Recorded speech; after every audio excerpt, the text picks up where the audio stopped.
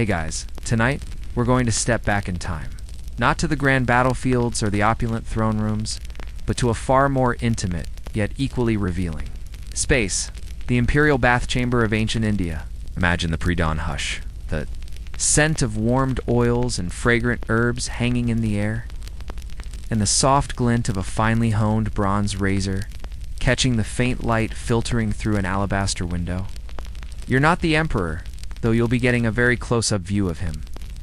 No, tonight you are the royal barber, a silent, steady hand entrusted with the most personal of tasks.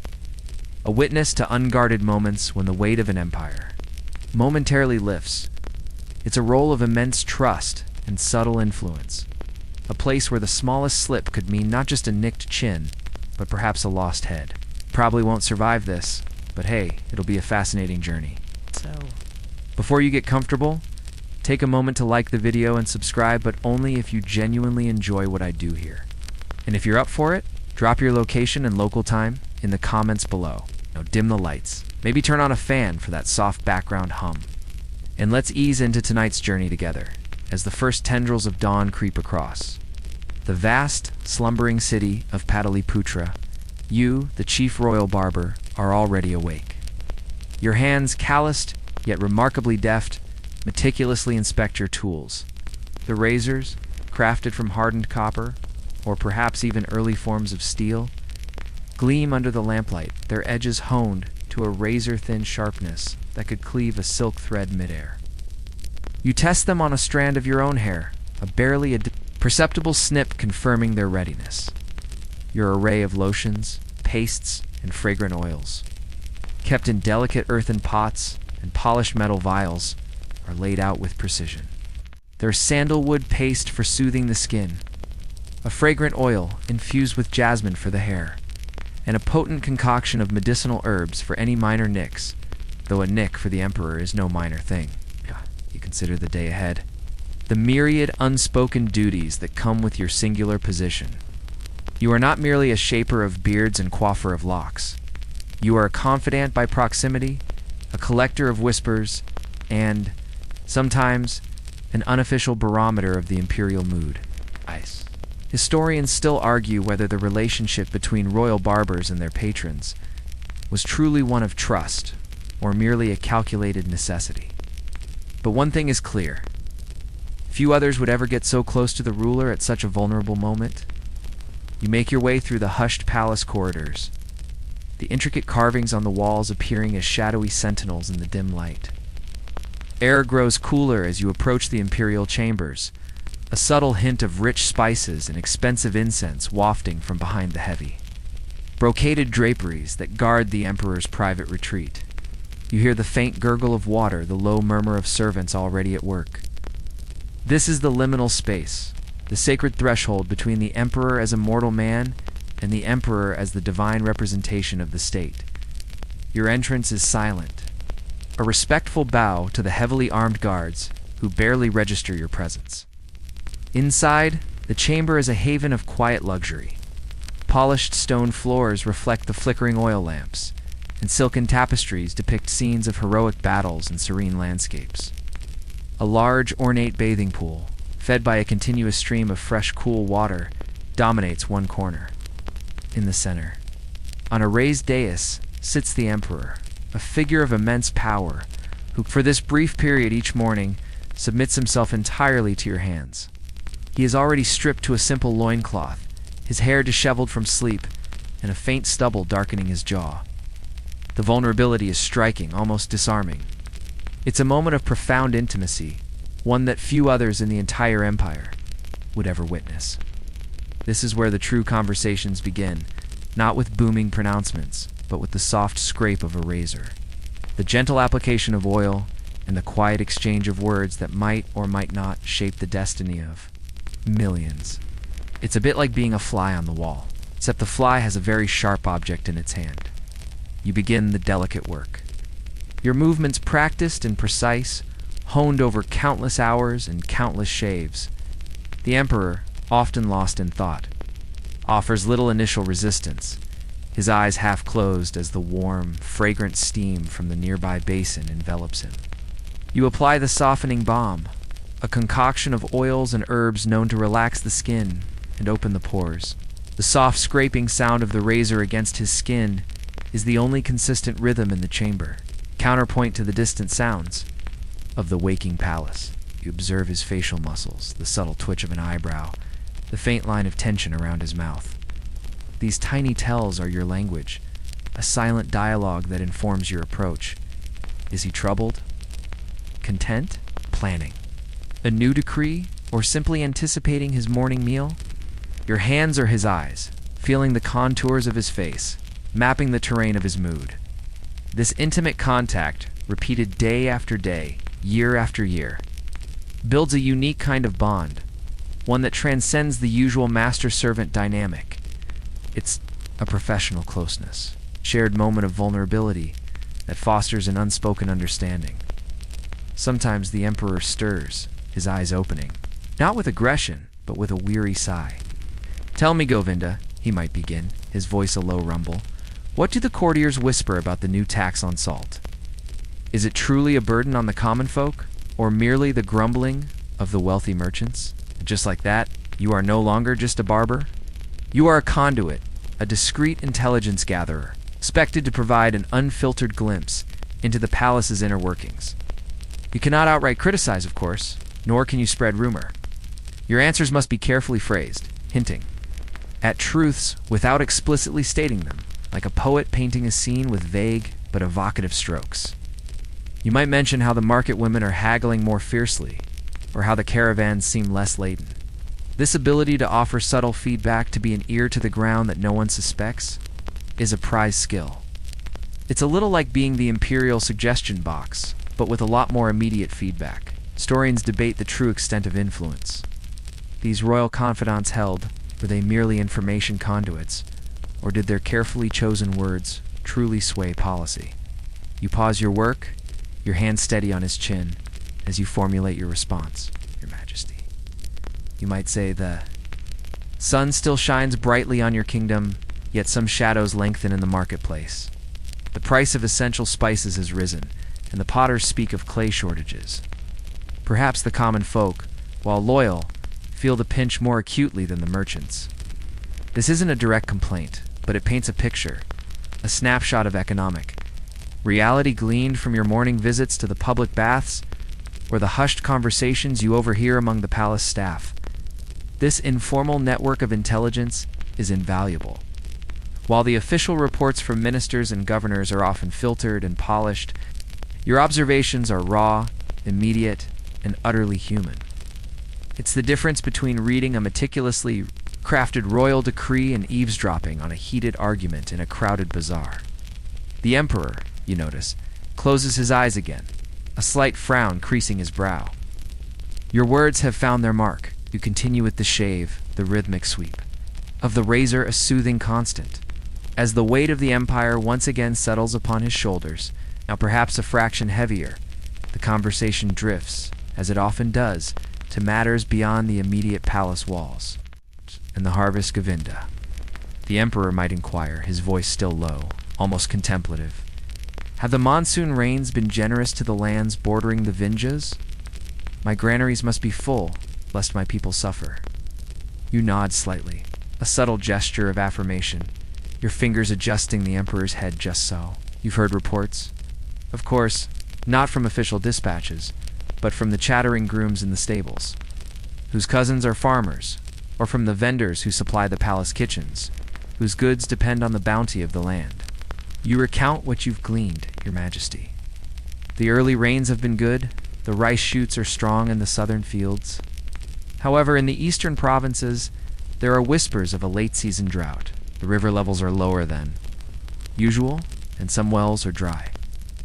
You paint a picture not with statistics, but with anecdotes. The lament of a farmer unable to sow a second crop.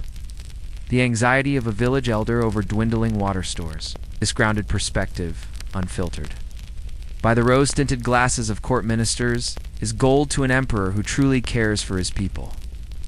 Sometimes the talk turns to more pressing matters of state, like distant skirmishes or the movements of rival kingdoms. "What news from the border forts?"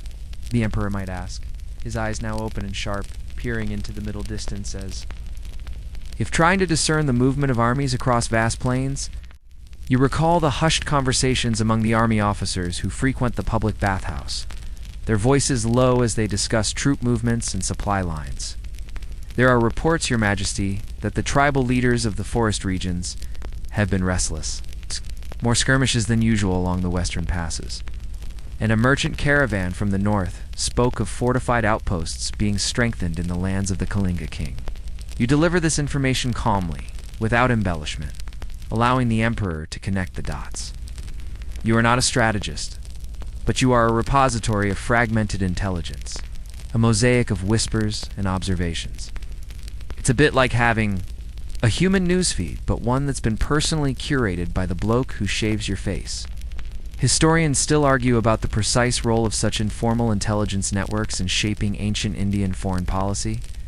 Were these snippets truly impactful or merely background noise to grander strategies? This morning, the emperor seems particularly concerned.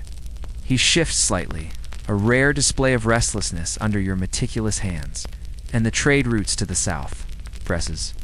Are the merchants still complaining of banditry along the Dakshinapatha? We cannot allow the flow of silks and spices to be disrupted. You recall a lively argument between two caravan leaders you overheard yesterday, while waiting for a fresh supply of shaving oils. Indeed, Your Majesty. One caravan master was lamenting the increased cost of hiring guards for the route through the Deccan. He spoke of a new, bolder group of brigands operating near the foothills. But he also spoke of the resilience of the traders, finding new, albeit longer, paths through the forests.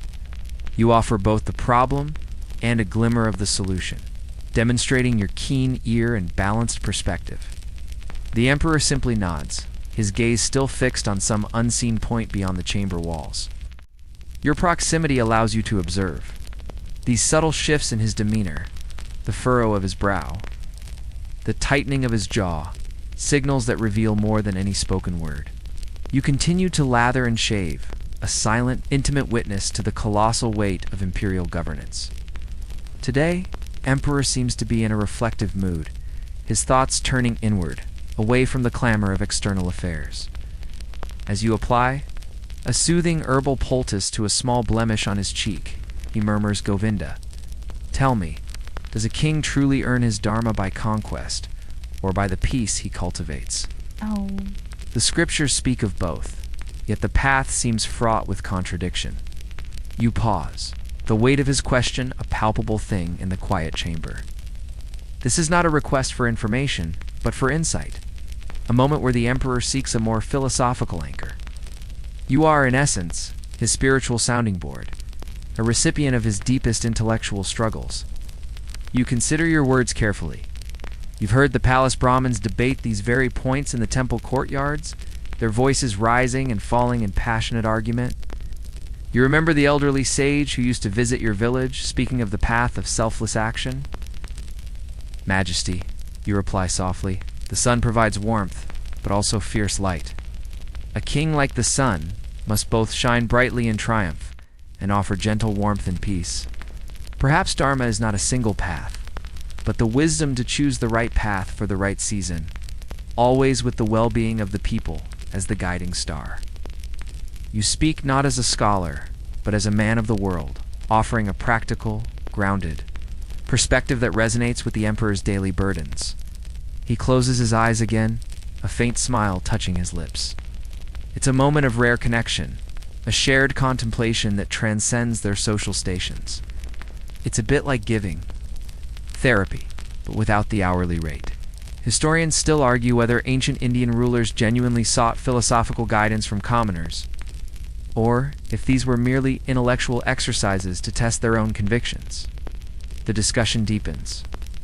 In Karma Govinda, the emperor muses, his voice a whisper.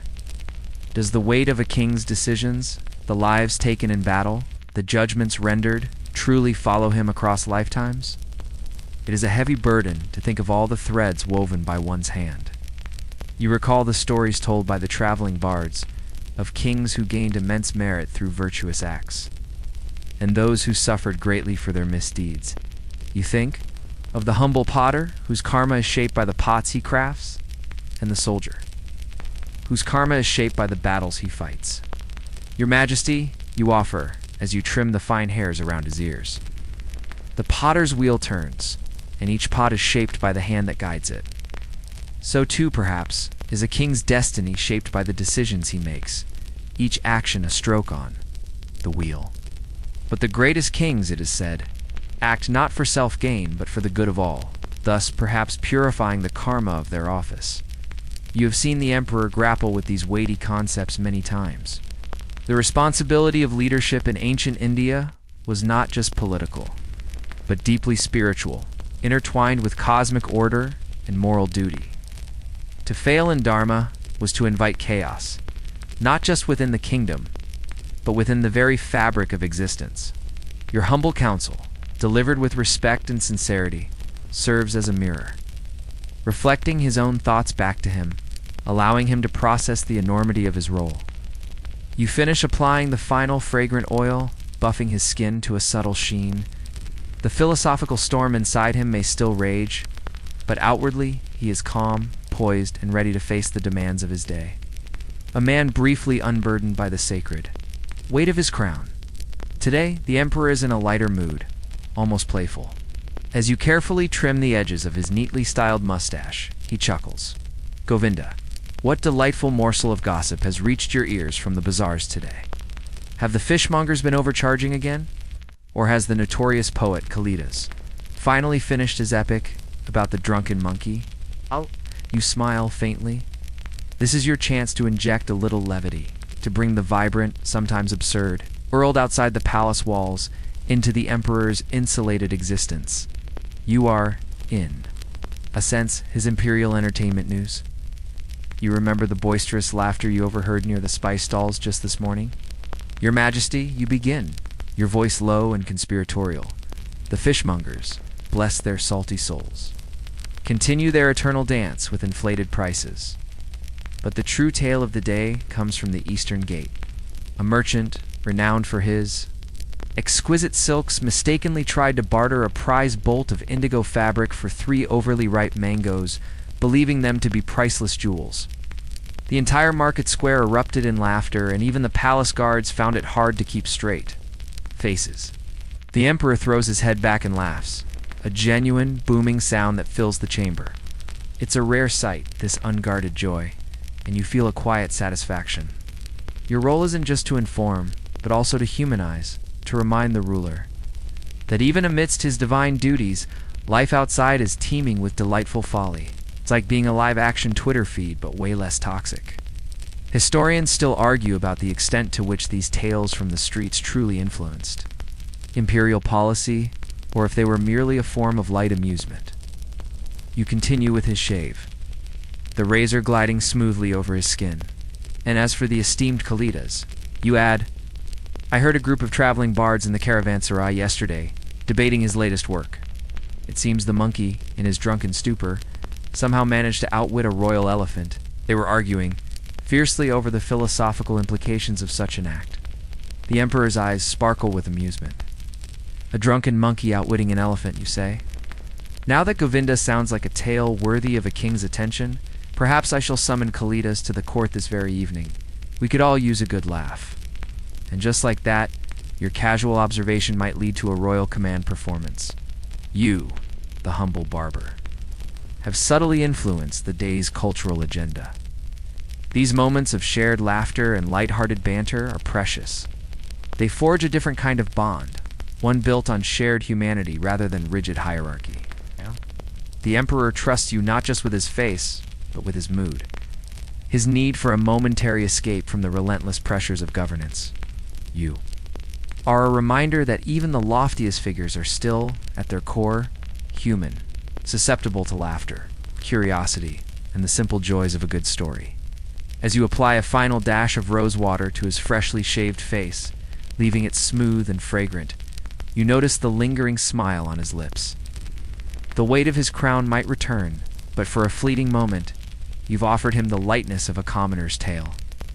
Today, there's a different kind of tension in the air. The emperor shifts slightly, a subtle grimace crossing his face as you gently dab a medicinal paste onto a patch of irritated skin near his jawline. This confounded itch, Govinda, he mutters, his voice a low complaint, plagues me more than the endless petitions from the guilds. You nod sympathetically. This is where your role transcends the purely cosmetic. You are also, in a rudimentary sense, the Imperial Health Advisor, a first responder to his minor ailments, and a careful observer of his overall well-being.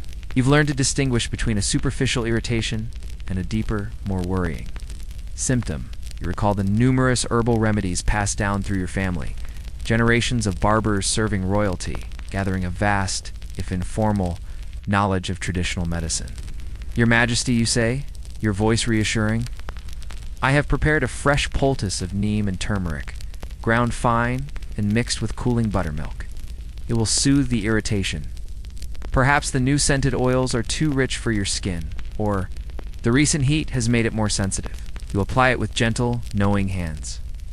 You also notice the slight dark circles under his eyes, the subtle tremor in his hand when he reaches for a cup of water later.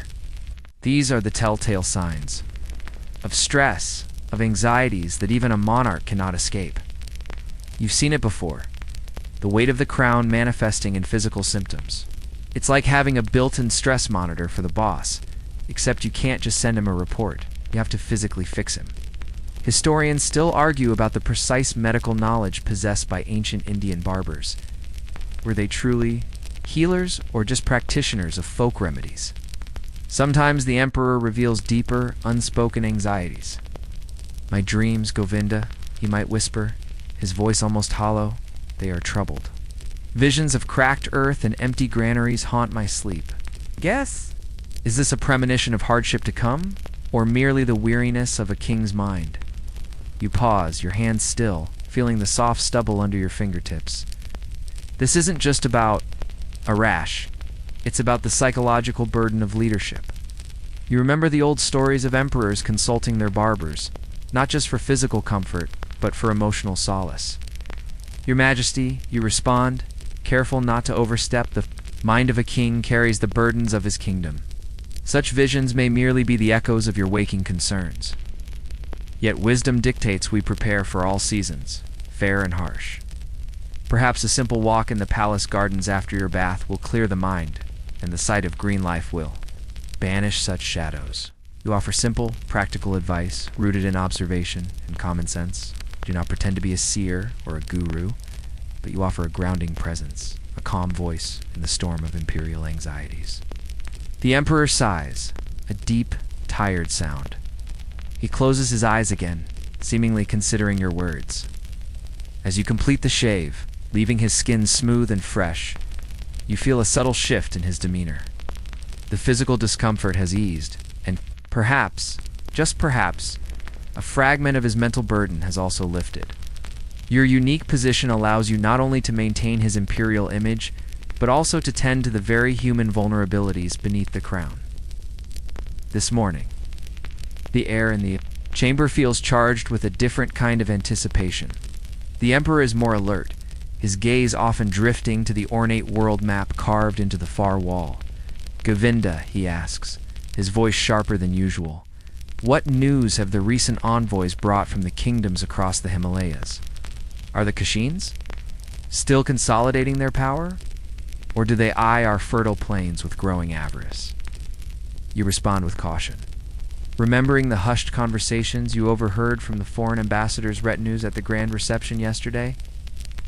Spoke of exotic goods, yes, but also of hardened warriors and formidable new fortresses. Your Majesty, you begin, carefully applying a fragrant lather. The envoy from Gandhara spoke of a golden age of trade flourishing along the Silk Route, with new cities rising from the desert sands. But his chief scribe, I overheard, nervously, recounted tales of a growing army, disciplined and well-equipped, marching under the Kushan banner. They spoke of a king, Kanishka, whose ambitions are said to stretch from the eastern seas to the western deserts. You paint a vivid picture, not with direct accusations, but with the evocative language of a storyteller. The emperor listens intently, his expression unreadable. This is where your informal intelligence network becomes critical. While official diplomatic reports are often sugar-coated, your ears pick up the genuine anxieties, the underlying currents of power shifts and potential threats. It's like being the Imperial intelligence analyst, but without the fancy desk or the security clearance. Historians still argue about the true influence of these rumors from afar on ancient Indian foreign policy. Were they dismissed as mere gossip, or were they taken seriously as early warnings? The emperor leans forward slightly, a rare show of eagerness, and the seafaring nations to the west, Govinda, probes.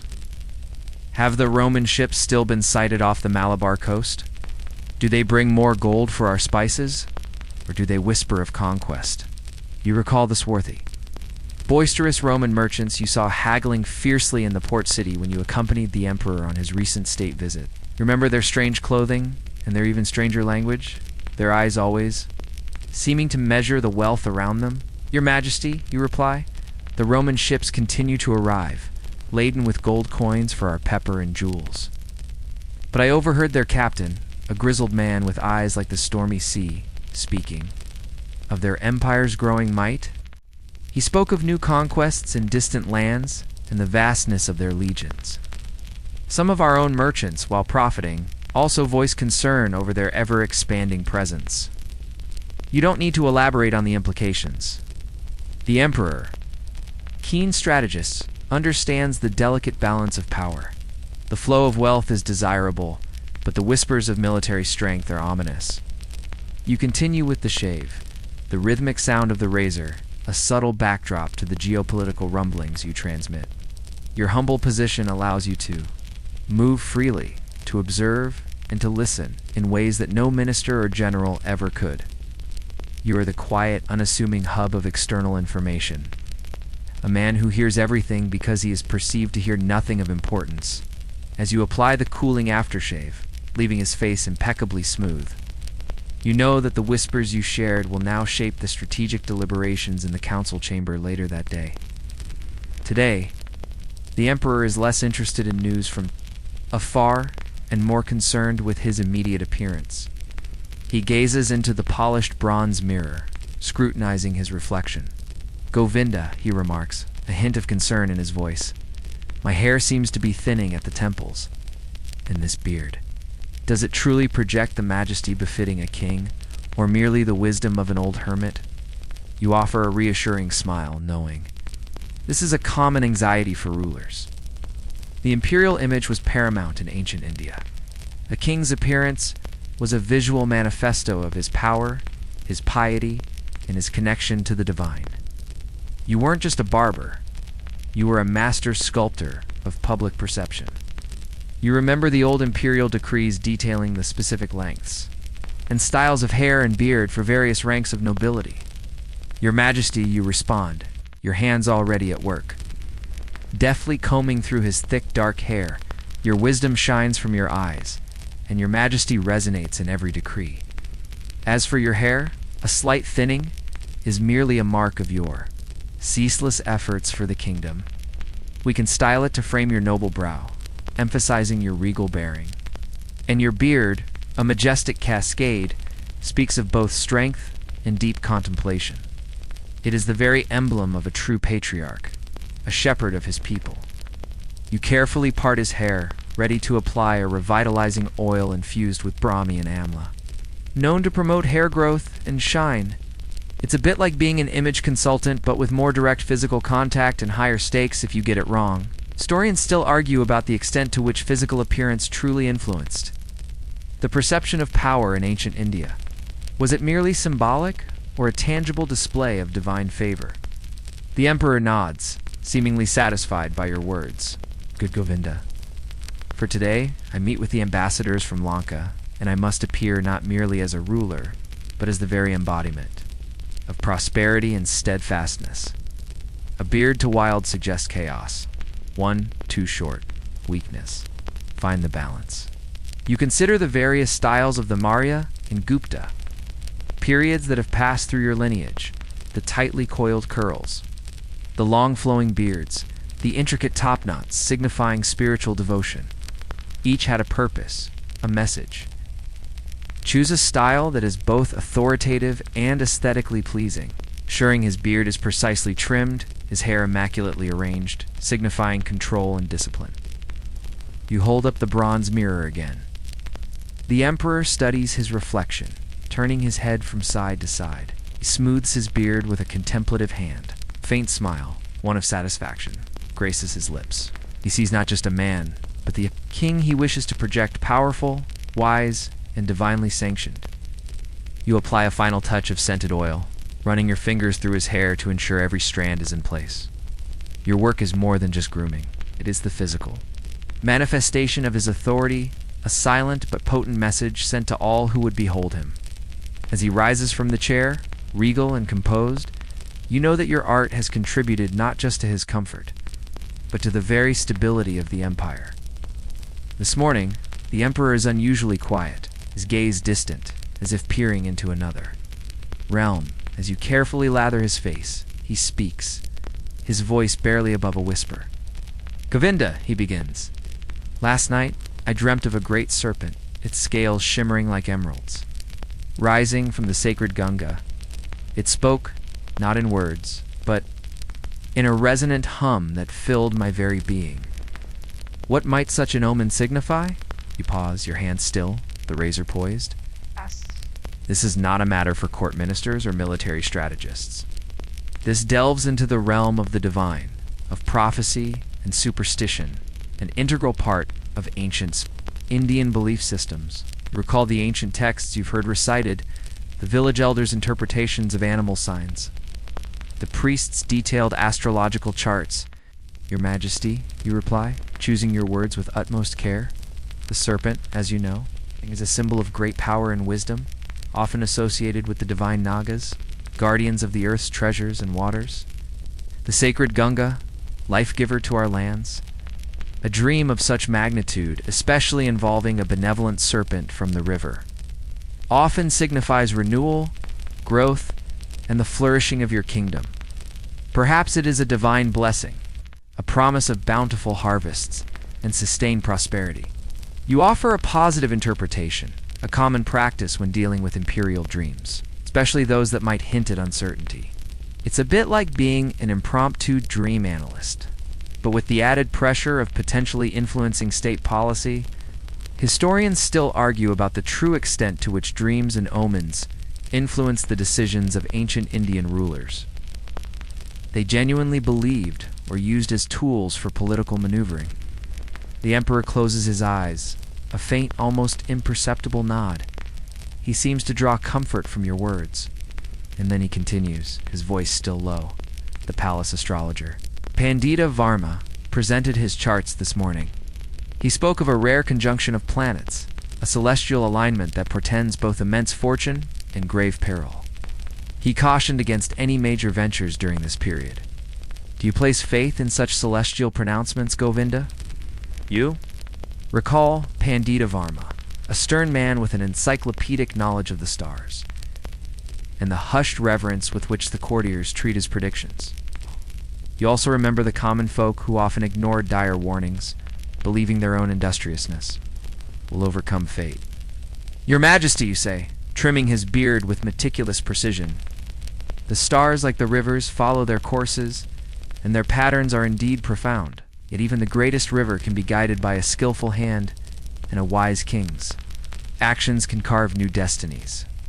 While caution is a virtue, courage, too, has its time. The will of a dharma-abiding king, it is said, can sometimes bend the very fabric of fate, especially when acting for the good of his people. You offer a balanced perspective, acknowledging the power of astrology while subtly reasserting the agency of the ruler. The emperor opens his eyes, a flicker of resolve in their depths. Your subtle nudge towards action, while respecting the portents, seems to have resonated. As you apply the final soothing balm, the emperor looks less troubled, perhaps even a little emboldened, ready to face whatever the stars or serpents might bring. Today, the emperor's mood is remarkably buoyant. As you carefully trim the fine hairs on his neck, he suddenly hums a melodious tune. Govinda, he says, his eyes alight. Did you hear about the new dance drama performed last night in the Great Assembly Hall? The court poets are still raving about the subtlety of the Abhinaya, The expressiveness of the lead dancer's eyes. I swear, her movements made the very air sing. You smile. This is a delightful shift from the usual weighty discussions of statecraft and spiritual dilemmas. You are now venturing into the realm of art and entertainment, a vital part of ancient Indian court life. You recall the hushed excitement you observed among the palace staff yesterday evening, a ripple of anticipation before the performance. Your Majesty, you respond, indeed, the whispers of its beauty have reached even my humble ears. The head cook's son, who served refreshments, spoke of the dancer's grace as if she were a celestial nymph descended to earth. And I heard a visiting merchant from Ugajin comparing the intricate mudras to the sacred temple carvings. So profound was their artistry. We provide validation from the perspective of the common folk, adding another layer to the emperor's appreciation. Like being a cultural critic, but one who offers more flattery than scathing reviews. Historians still argue about the precise degree of influence royal patronage had on the development of various art forms in ancient India.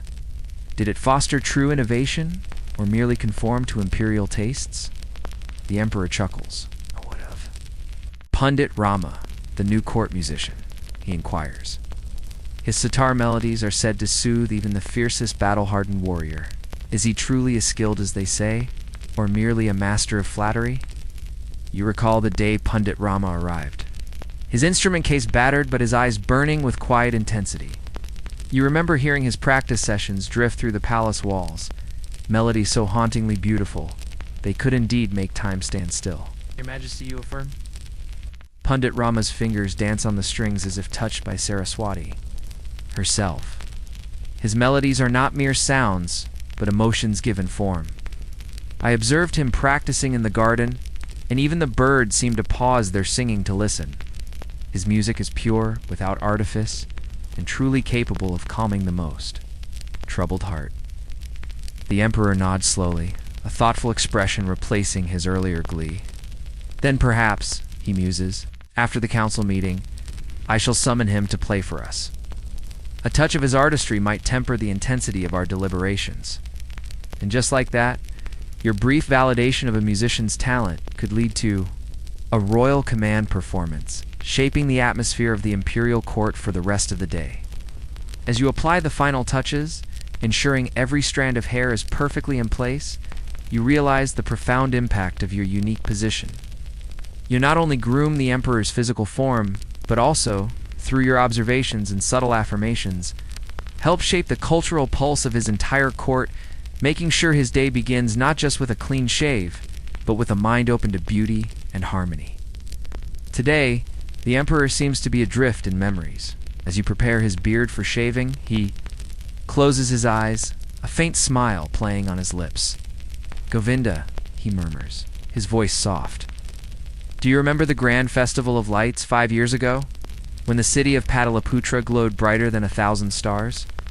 The procession of elephants bedecked in gold and jewels. Ow, the sounds of... A million voices chanting my name. It was a glorious time. You nod, your movements steady and respectful. This is a journey into the past. A chance for the emperor to revisit his triumphs, to bask in the glow of past glories. You were there, of course, a silent observer in the emperor's retinue, witnessing the spectacle firsthand. You remember the sheer scale of the event, the vibrant colors, the intoxicating aroma of incense and blooming flowers. Indeed, Your Majesty, you reply, carefully stretching the skin near his jawline. The air thrummed with devotion, and the river sparkled with countless lamps. Even the stars seemed to dim in comparison to the brilliance of your city. And the display of acrobats from the northern lands leaping through hoops of fire was a sight that still sparks wonder in the common folks' tales. You add details from your own memory and from the echoes of the market, reinforcing his recollection and adding depth to his personal narrative of glory. It's a bit like being a scrapbook, but one that can also provide color commentary. Historians still argue about the true social function of these elaborate festivals. Were they primarily religious, or a calculated display of imperial power and wealth? He opens his eyes, a faraway look in them. And the conquest of the Eastern Kingdom's Govinda, continues, his voice gaining a touch of pride. "The day our legions marched through the gates of Kalinga, their banners unfurled, their trumpets echoing across the plains, ... A moment of destiny, surely. My father, may he rest in peace, would have been proud. You recall the grim determination on the faces of the soldiers returning from that campaign, the subdued celebrations, the wounded carried on stretchers. You also remember the immense wealth that flowed into the capital after that victory, funding grand temples and irrigation projects. Your Majesty, you affirm, applying a cooling balm to his freshly shaved skin. The might of your legions was awe-inspiring, and your victory secured peace and prosperity for generations. The tales of your courage are sung by bards across the land, and the benefits of that triumph are seen in every full granary and thriving marketplace. Even the sculptors speak of carving your likeness in a heroic stance, forever capturing that moment of destiny. You focus on the positive outcomes, the lasting legacy of his actions, understanding that even the costliest victories seek validation. He smiles, a broad, contented smile this time. These shared recollections are more than just nostalgia. They are a reaffirmation of his legacy, a reminder of the monumental achievements that define his reign.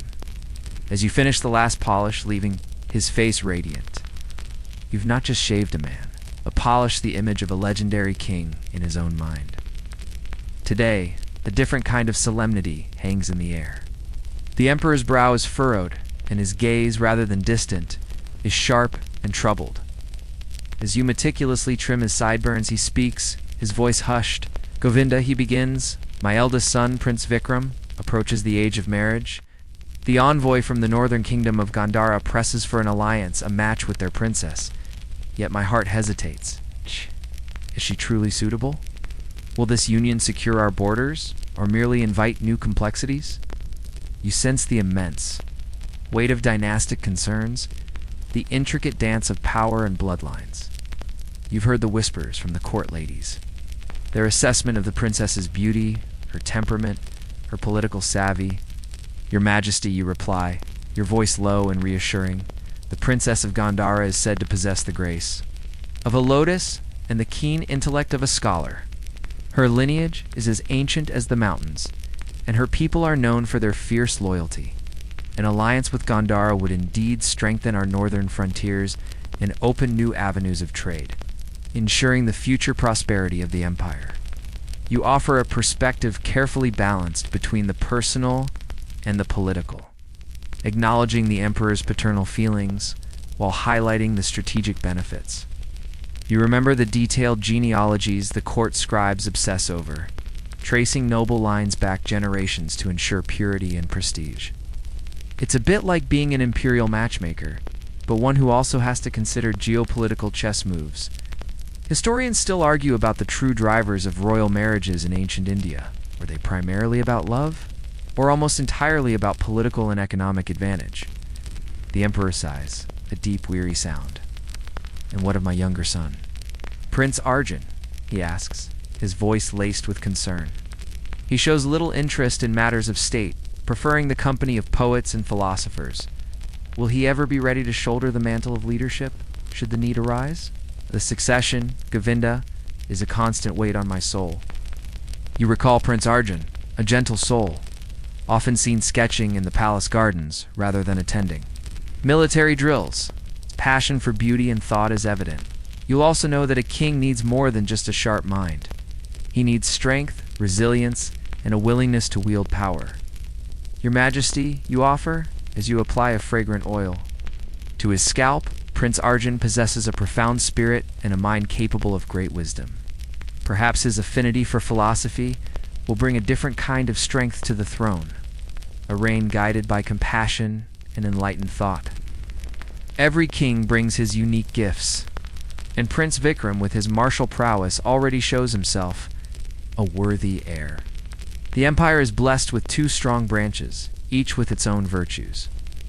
The true strength of a kingdom lies not just in its warriors, but also in its thinkers. You offer a comforting perspective, attempting to alleviate his paternal anxieties while acknowledging the distinct paths of his sons. The emperor nods slowly, his gaze thoughtful. The question of succession is perhaps the most fundamental concern for any ruler, and your humble observations provide a unique, unfiltered perspective on the strengths and weaknesses of his potential heirs. As you complete the shave, leaving his face smooth and composed, you feel the subtle shift in the air, a momentary easing of a king's deepest, most personal anxieties. Today, the emperor notices something different about you. As you prepare his hot towels, he observes the slight tremor in your hand, a faint stiffness in your posture. "Govinda," he says, his voice softer than usual. "You seem weary. Has the recent festival of Dahan demanded too much of your time? Are your children well? Do not hesitate to speak of your own concerns, for a king's care extends to all his loyal servants."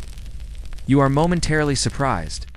It is rare for the emperor to inquire about your personal life, a subtle breaking of the invisible barrier between monarch and commoner. You're always the one asking, or being asked for, information. Ow. This reversal is a small, unexpected gift. You recall your eldest son's fever, which kept you up late, the joyous but exhausting preparations for the recent spring festival in your own small village. "Your Majesty," you reply, a slight blush rising to your cheeks. Your concern honors me.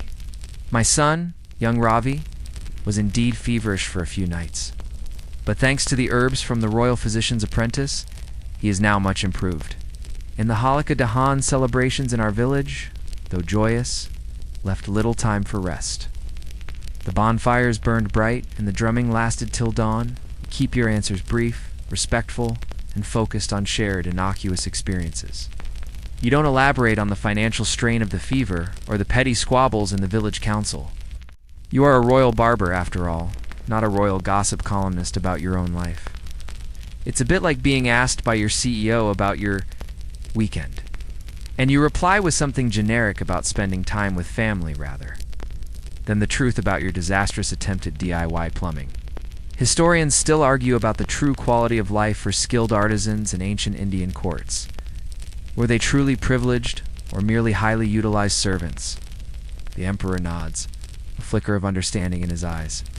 He is, for a moment, not just the supreme ruler, but a man who comprehends the daily struggles of his subjects, even those in his immediate vicinity. "A father's worry is a universal burden, Govinda," he remarks, "and the joy of community, a universal balm. See that? You take a day of rest soon.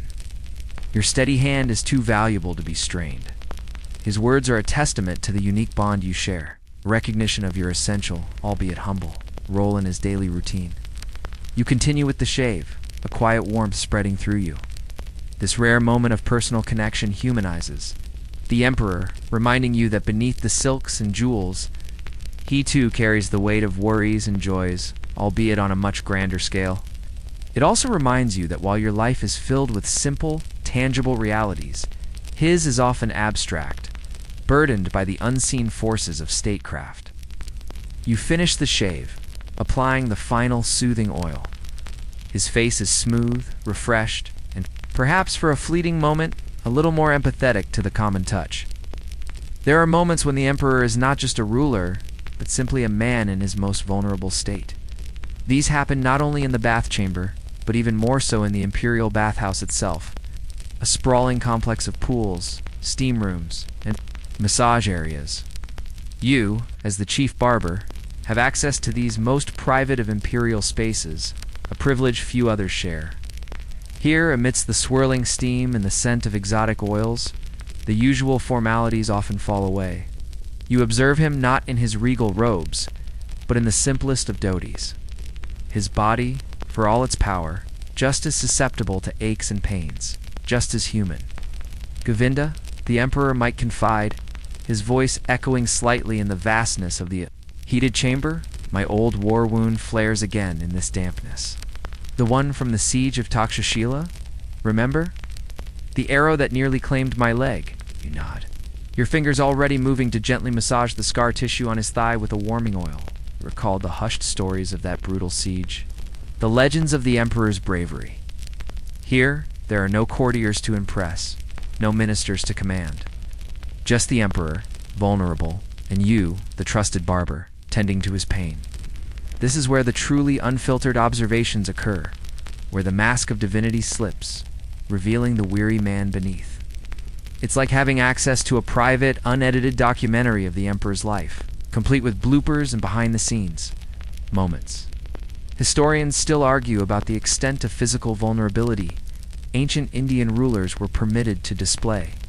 Was it a sign of weakness, or a deliberate cultivation of trust with certain servants? He might ask you about the efficacy of a new herbal remedy, not as a king demanding answers, but as a patient seeking relief.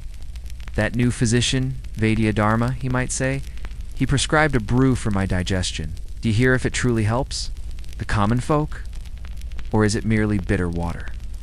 You, having heard the chatter of bathhouse attendants and other palace servants, can offer an honest assessment. Your Majesty, you might reply, as you rinse the sweat from his brow, some say. It brings great relief.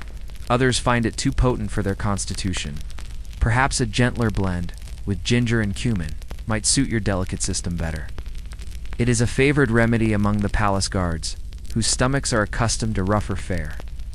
You offer a subtly nuanced opinion, drawing on your broader, empirical knowledge. These intimate moments in the bathhouse are invaluable. You see the emperor not just in his triumphs and anxieties, but in his raw physical reality. You witness his moments of weakness, his genuine pain, his simple human needs. This unfiltered access grants you a profound understanding of the man, who wields immense power and understanding that few others possess. As you prepare his cooling rinse, the steam momentarily obscures your view, but you know that when he emerges, he will once again be the formidable emperor, ready to face his empire. Yet for a brief period, he was just a man in need of comfort and care. The shave is complete. You perform the final rituals, a delicate pat of rosewater, a gentle buffing of his skin to a subtle sheen, a careful adjustment of his simple loincloth. The emperor rises from the dais, no longer the weary man of moments ago, but the formidable ruler, his shoulders squared, his gaze firm. The ritual of the morning shave, often a prelude to the day's grand council, has transformed him. You step back, bowing low, your instruments now neatly packed away, the intimate exchange concluded. Yet the thoughts, the whispers, the unspoken anxieties and strategic musings that filled this chamber still linger in the air, a silent testament to your unique role. You are the unseen anchor in the emperor's day, the first face he truly sees, the first ear into which he pours his guarded thoughts. Your power isn't overt, subtle, osmotic. You don't issue decrees, but your carefully chosen words, your nuanced observations, can certainly color the emperor's perception of his kingdom and his decisions. Imagine how different a day might unfold if the emperor's first conversation was with a sycophantic minister, rather than a barber who speaks of the common folk's struggles or the honest rumors from the caravanserai. Historians still argue about the true power behind the throne held by such personal attendants. Was it merely influence, or a more profound, albeit unofficial, form of counsel? As you exit the imperial chamber, the sounds of the waking palace grow louder. Courtiers in rustling silks gather in the outer halls, their faces composed, their whispers hushed. Ministers arrive with scrolls of parchment, generals with maps. They will present their official reports, their polished perspectives. But you, Govinda, carry a deeper truth, an unfiltered glimpse into the emperor's mind and the pulse of his vast dominion. You carry the stories of the fishmonger's laughter, the farmer's worry, the astrologer's caution, the artist's triumph, and the hidden pain of the man who bears the crown. Your footsteps echo softly on the polished stone, a silent figure fading into the grand tapestry of palace life. You are a repository of secrets, a quiet observer of power, and a reminder that even the loftiest rulers are in their most intimate moments simply human. You have witnessed their doubts, their joys, their vulnerabilities, and in doing so, have held a mirror to their true selves. The sun now rises fully, casting long shadows across the palace grounds. The day has begun.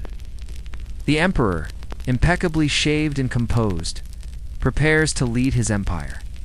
And you, the royal barber, carry the knowledge of what truly lies beneath thee, surface of power, a profound understanding that very few in this vast kingdom will ever possess. Now, as the story closes, feel the gentle hum of the fan, the softness of your blankets. The ancient palace sleeps once more, its secrets settling into the quiet darkness. Drift now into your own peaceful slumber, carrying with you the whispers of emperors and the subtle power of those who stood closest.